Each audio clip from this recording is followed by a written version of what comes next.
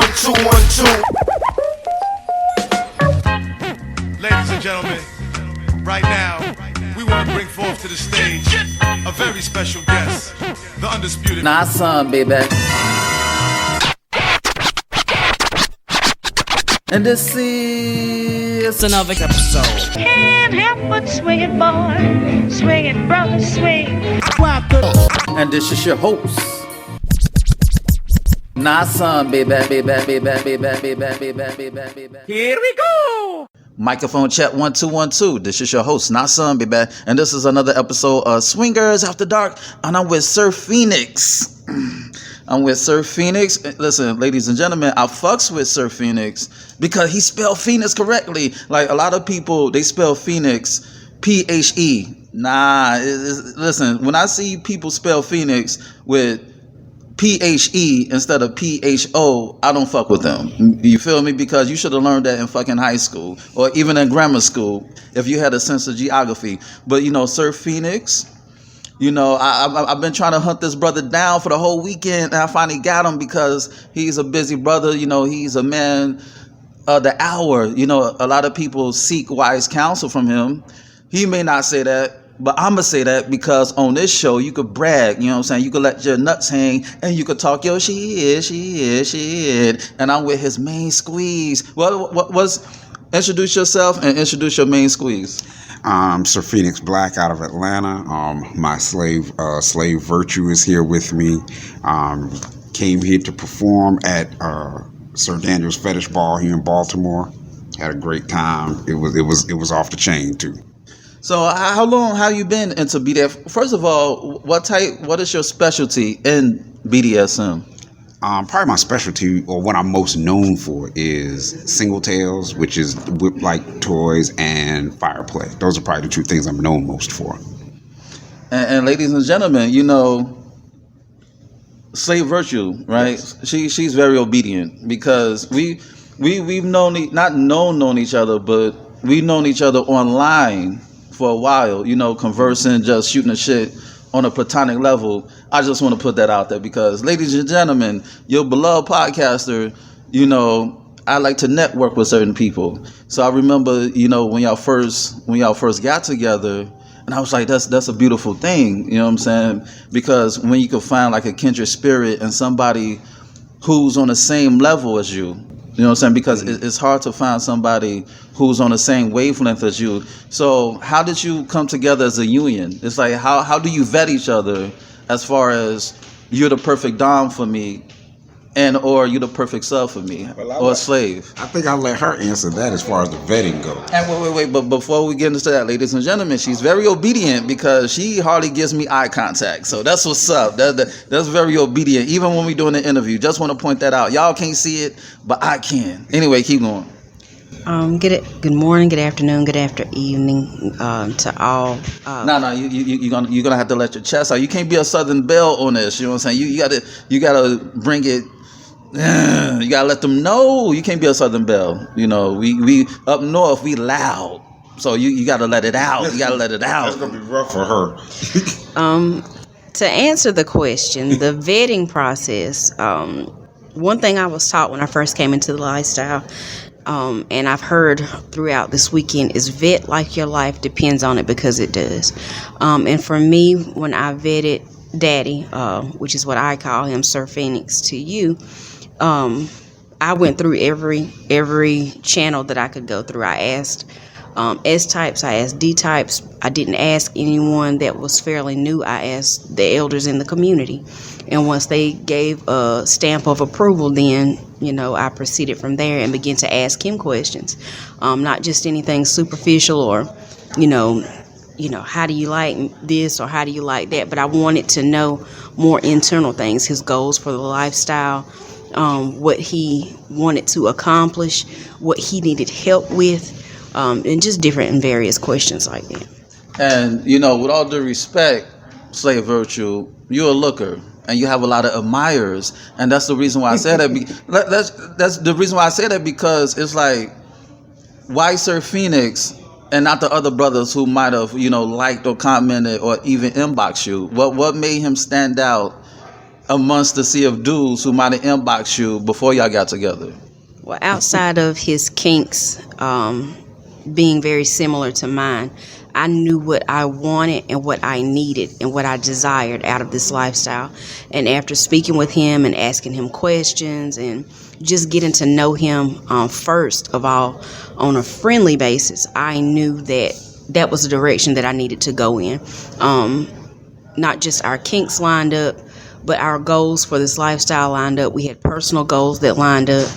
And I just knew that overall his type of guidance is what I needed in my life. So what was, people got deal breakers, but what was the deal closure that made you want to say, I want to be with him, I fucks with him, I like his style, his stilo, whatever the case may be? What was like the clincher? When I knew that he was not in this lifestyle just to quote unquote beat ass and have a lot of pussy.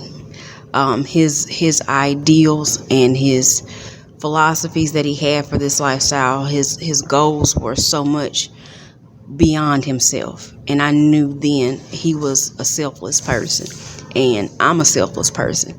And in order to do the things that we needed to get done individually and now together in this lifestyle, you're going to have to be a selfless person. You're going to have to be knowledgeable.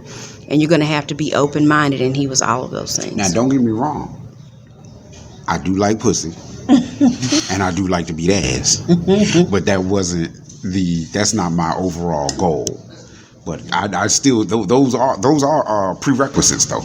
So did you, it seemed like that, I wouldn't say, I don't like to say the word allow or even let. When she's on her social media, on her Facebook page, she have carte blanche, to do her thing, to get her supermodel on. You feel me? But, how do you regulate shit? Because a lot of brothers, they don't know when to back up. You feel me? They don't know when to, okay, there's in immortal words of Big Psych from the Immortal Outlaws, you can admire, but don't look too long. So was there a time where you had to like regulate dudes if they overstep their boundaries and you like, hold up, fam, it's like, this is my lady. Yeah, she posting pictures that you like, but at the end of the day, she's still mine. Yeah, there's been a time or two where I've said, that's too much. But for the most part, I let her regulate herself. It's one of those things where I do believe that you have to allow people to grow and grow in the way that is comfortable for them. We talk about this in the community a lot of time about people growing and experiencing things. So as long as, every now and then I'll say like, that's a little too much. But I let her regulate herself for the most part. She knows what I expect, and she abides by that. But I believe in giving a fairly wide berth to whatever it is that she wants to do within reason. Like for example, we had last night at the fetish ball. It was off the chain. It was great. But she had a scene where she bottomed for two tops that I know. Whatever. They made their arrangements or whatever like that. I approved of them, that kind of thing, because I'm not a jealous person or anything like that. So, I let her do that. So yeah, it's about and see, a lot of times a lot of times you have to let people experience and stuff or they feel stifled. They feel like, you holding them back and stuff like that too. So that's another reason why I don't hold a real tight leash. Figuratively, yeah. I don't hold a real tight. No pun intended. I don't hold a real tight leash on her because I want her to experience and enjoy what the life has to offer. I mean, I've been in it longer than she has, so I want her to get that same level of experience too. So, what determines you to say, okay, it's okay for you to do a scene with him?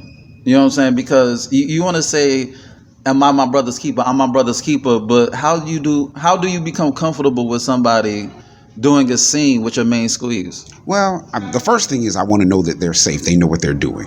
There are a lot of people that come into the lifestyle that identify as doms, can say that they're tops, all of that kind of stuff, and they have very, very limited skills, if any. So those get knocked out right off the rip.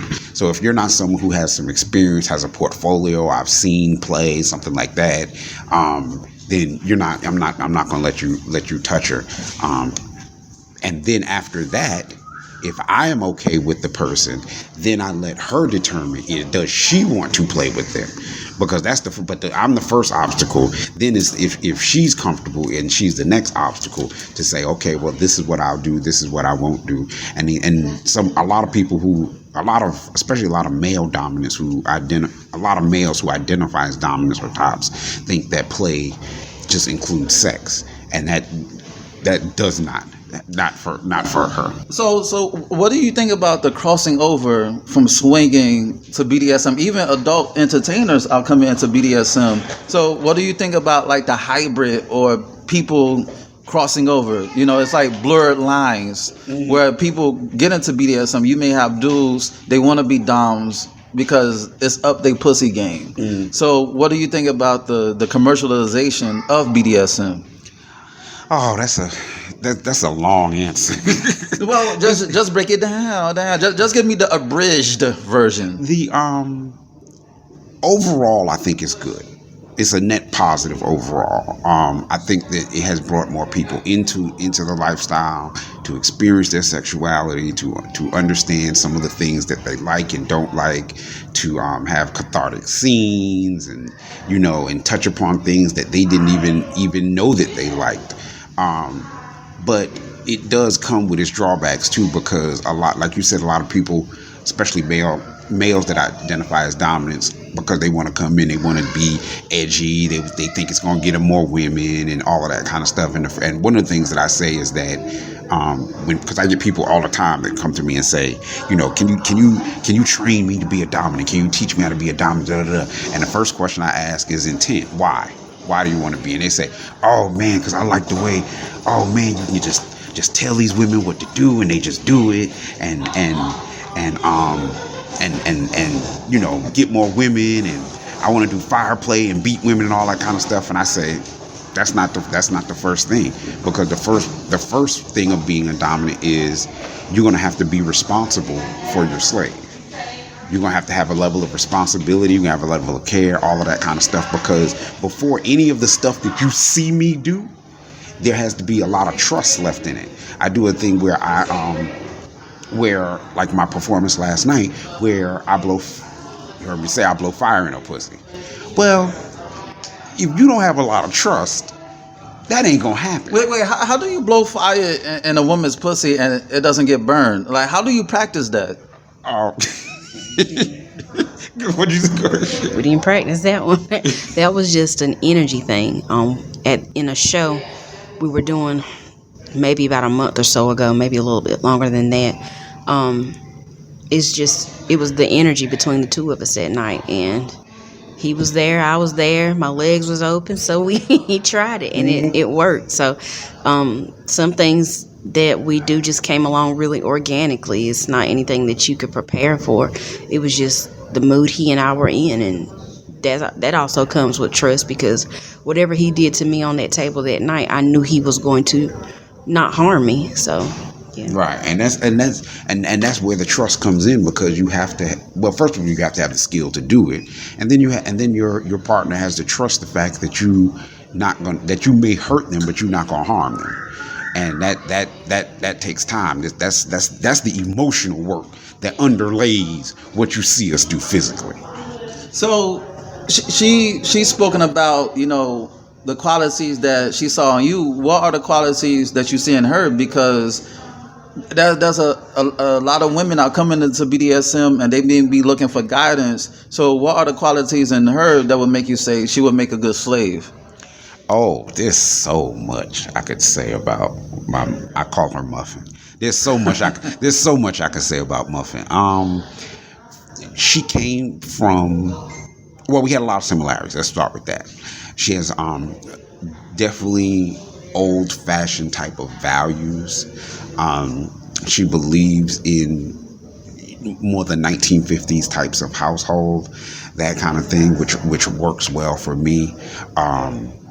because I definitely have that 1950s kind of male, like old school values. yeah, those old school values, that old school male energy kind of thing.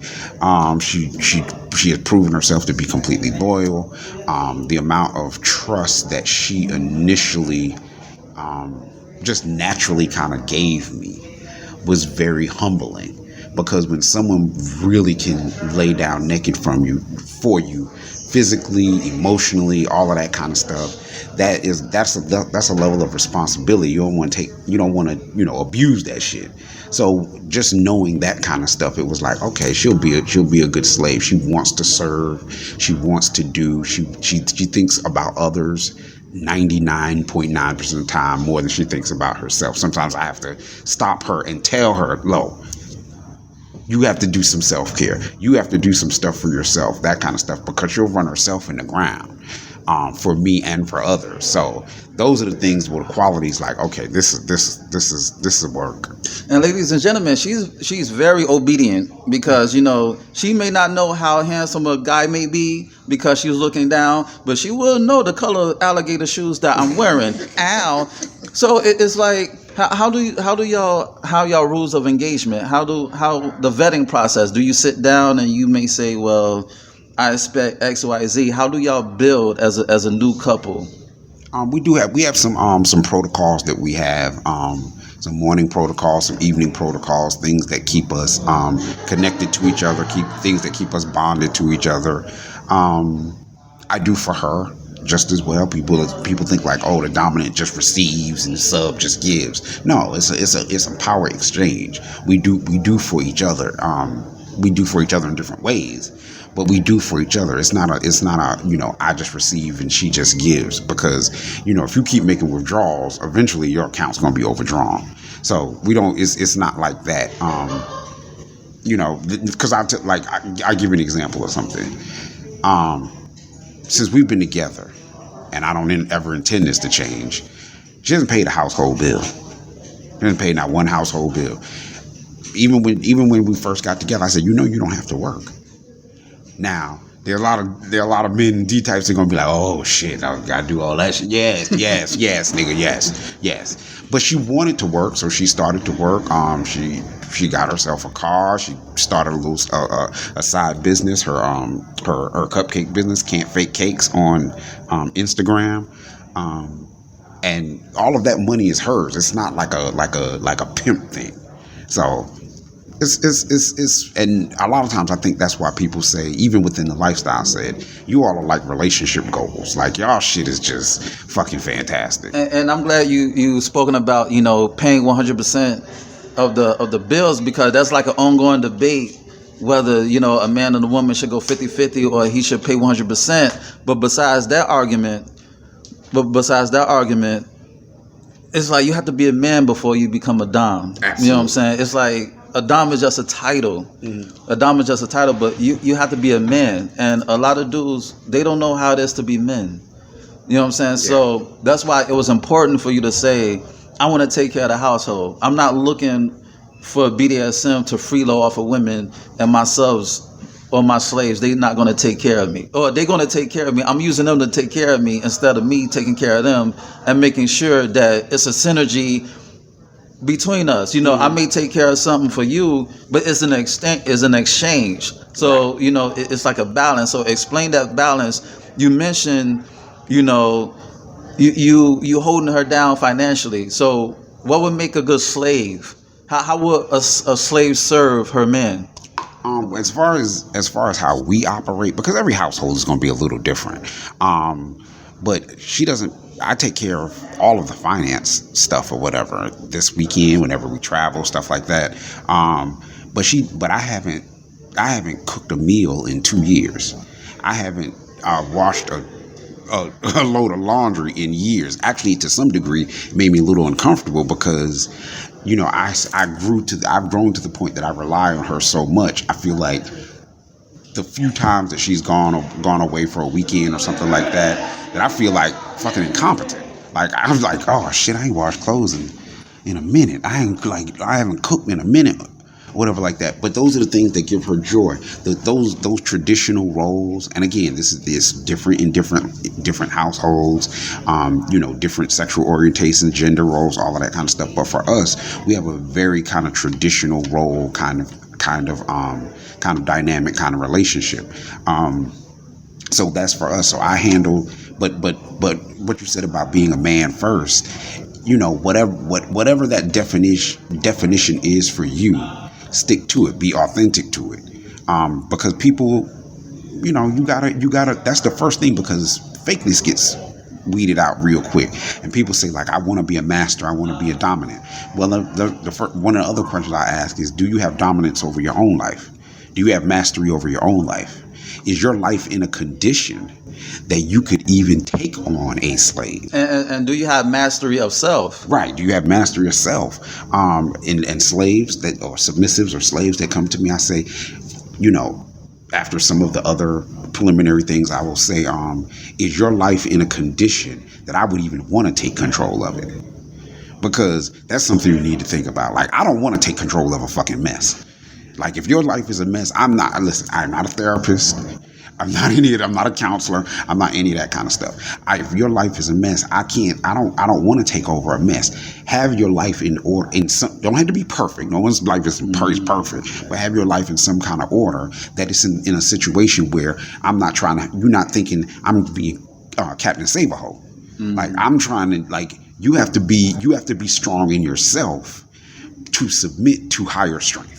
Mm-hmm. So, because a lot of dudes, they could be good teachers but poor students. You know what I'm saying? They don't practice what they preach. So, what's the difference between a slave and a sub? And what would make a woman be comfortable enough to be a slave? Because the word slave has a quote unquote negative connotation. Yes. So first, break down the difference between a slave and a sub, and break the misconception about the negative connotation of being a slave. Well, that's something, especially being black, when you have just the connotation of master and slave. That historical context is something, but when you get into the lifestyle, and most people, it's a progression. It doesn't happen overnight. It happens in time, where you say, because the general conditioning is to think of master being brutal to a slave, but within this lifestyle, it is a very caring type of relationship.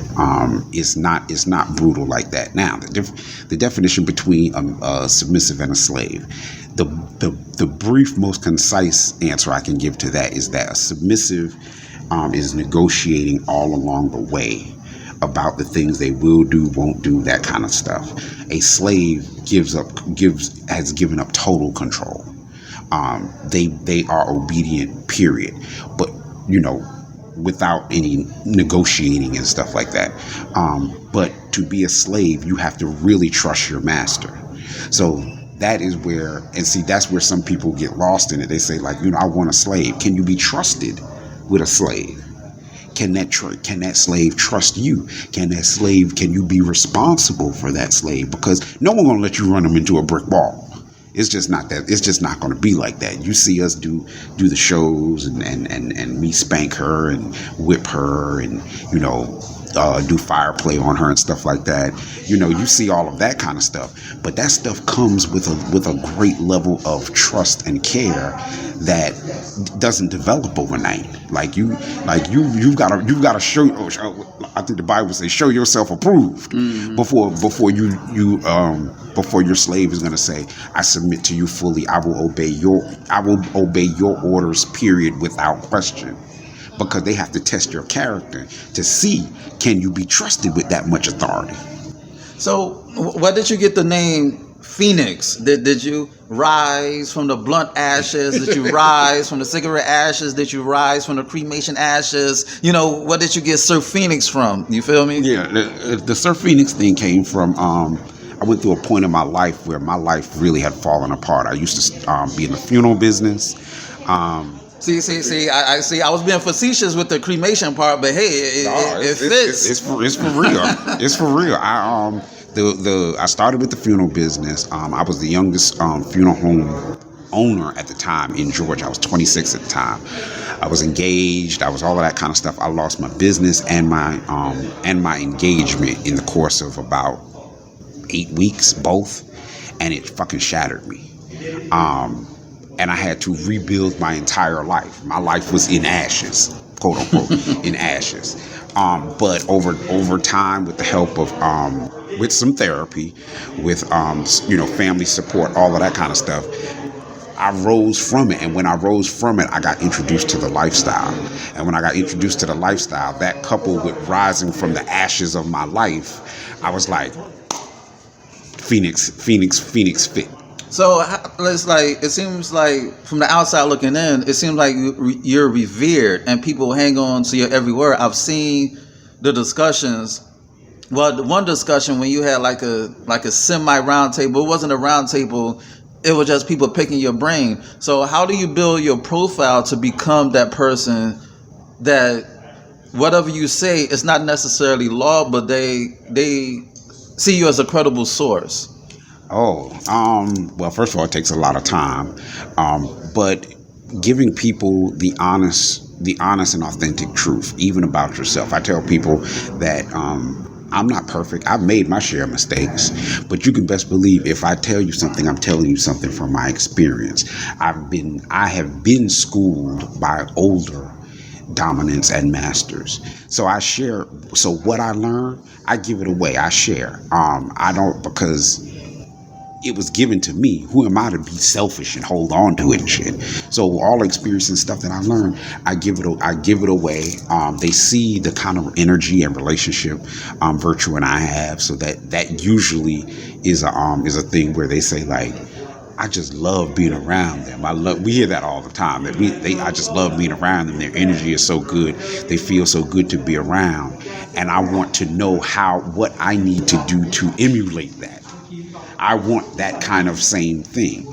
So that's what we do. And when you're a good example, people ask you because they want to emulate. But do you think that it's like pressure? You know what I'm saying? Because it's like, damn, the Fat Boys broke up, the Fugees broke up. We don't want these two to break up. Because I remember I was telling, Slayer Virtue, she posted a picture of the both of you in her live, and I said, that's love. That's a beautiful thing. You feel me? So it's like, damn, I don't want them. Couples go through their trials and tribulations. Yeah. And we do too. Yeah, but it's like, damn, I don't want them. I want them to figure the shit out first. Like, breaking up should be the last reason. I want them to figure it out first, because there's certain couples that you'll look at and it was like, yo, there's hope. I want them to be together until they push up daisies. So how do you, it's not necessarily pressure, and it's not necessarily putting up an image or putting up appearances. How do you keep up? I won't even say front. I don't know what the word I should use, but how do you keep up that, that quote unquote power couple, or that presidential first lady and the presidential couple and the lifestyle? You feel me? That to the point where if something happens along the way, people are like, damn, I really wanted them. I was rooting for them. So how do you make sure that I'm not pressured to be in this relationship? Well, the thing about it is, and sometimes it can feel like a weight. I ain't gonna lie to you. Sometimes it does feel like a weight. I tell you, because they expect y'all to be perfect. Everybody go through their shit. Every couple go through, but they expect y'all to be perfect. And it's like, even if you raise your voice, it's like, oh shit, they beefing. You know how people, right? Absolutely. And you have people who cheer on your relationship, and then you have people who prey on the downfall of the relationship, because you may have women who want to be with you, and you may have men who want to be with her, because they see that you're a builder. You're a brother of substance. So, pardon for me interrupting you, but I just wanted to add that in to the equation as well. Yeah, because the thing about it is,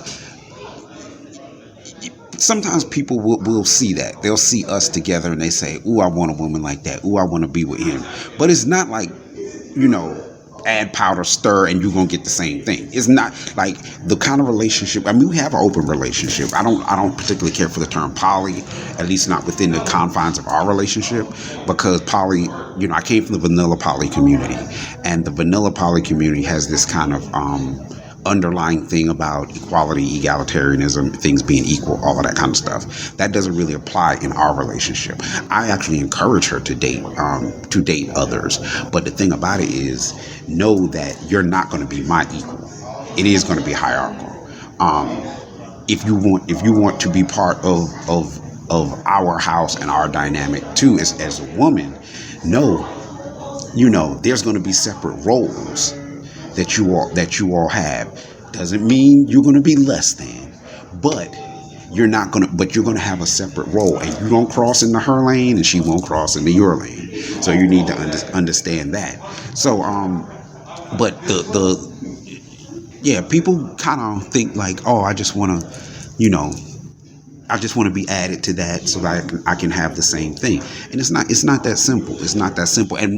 But to keep what we have kind of going, and especially because we have such a heavy schedule, we do things like we have to take breaks. Like for example, August. I'm not booking anything in August. We're doing just us in August because we always give so much out. We have to have time to self-care. And even when we're doing stuff, we'll take something once a month and just go do, maybe go to the spa or whatever like that and hang out and just, reconnect, because, we give out a lot of energy and a lot of peopling, and people are surprised when we tell them like we're fucking severe introverts. We really are. And you like, I can't tell. Yeah, because we give it out. But and even after a weekend like this, 3 days, it'll take us a week to recover, easily a week. So there's a lot that you don't see behind the scenes to keep that energy and that good feeling, fresh. Because it's crazy because, but before you and Slave Virtue got together, we used to shoot the shit, you know what I'm saying, in the inbox. On a platonic level, it wasn't on some shit y'all want to get with you or vice versa. And she used to comment on what sometimes she still does.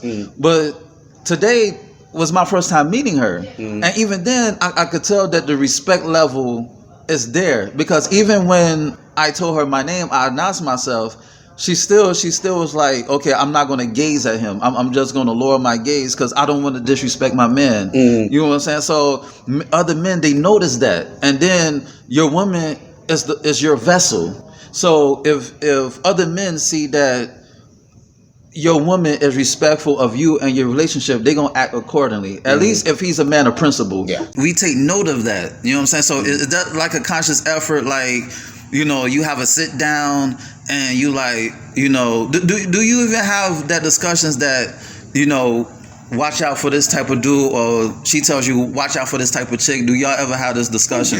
Yeah, we have that kind of discussion. Because she's very good about handling things herself. If I have to step in, it done got way out of control. But she handles a lot of it herself. And women generally can see things in other women that a lot of times we as dudes miss.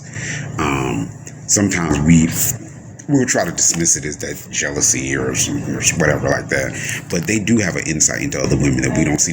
I call it like a dog frequency. Like, like you can blow a whistle and it's like a dog whistle and only the dogs hear it. I think there's a frequency only women can hear from other women.